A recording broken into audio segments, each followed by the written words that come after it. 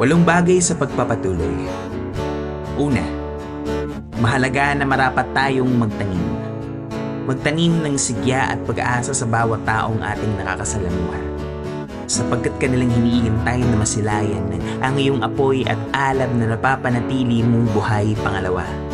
Kung akala mong walang nakakakita ng iyong mga pagsusumikap na pagbutihan ng mga bagay na iyong ginagawa ay nagkakamali ka. Ipako ang paninindi sa kung alin na ang nawawala bagkus sa kung alin ang nariyan pa pangatlo.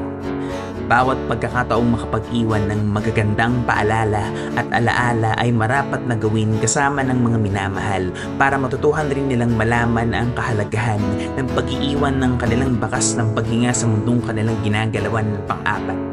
Marahil may mga tao sa iyong kapaligiran ang hindi umaayon sa iyong mga pangarap at kagustuhan, subalit matutuhan mong balikan lagi ang iyong mga paano, ano, bakit